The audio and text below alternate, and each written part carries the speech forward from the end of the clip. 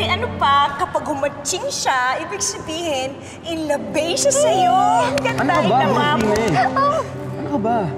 Delikado yung gagawin mo eh. Huwag ka nang magpapabuyo dito kay Kikay. Hoy, huwag kang epal dyan. Ba't ako sinisisi mo?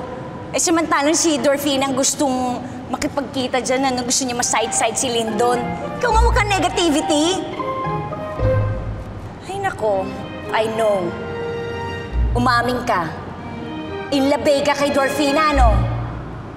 Ano? Epal ng epal. Ano? I mean, Hechicero. Paala kayo. Dwarf. Elvin!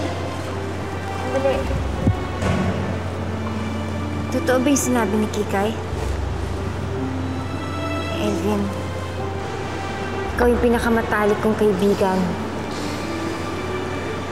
At kahit anong mangyari, kahit nalalagay ka sa alanganin, hindi mo ako iniiwanan. Dorfina, pero... Elvin, ayoko magbago yun. At kahit ugod-ugod na tayo, matanda na tayo, sana magkaibigan pa rin tayo. Eh, wala naman ang iba sa akin eh.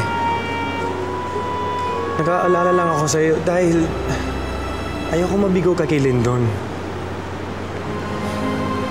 Dorfina, paano kanyang iibigin kung hindi kayo makauri? Naisip mo ba yun? Masasaktan ka lang. In fairness, may point naman si Chuvanes Elvin, no, sa sinasabi niya. Pero, meron akong solusyon dyan. Ano?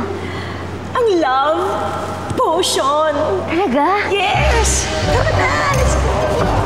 Dorfina, sandali.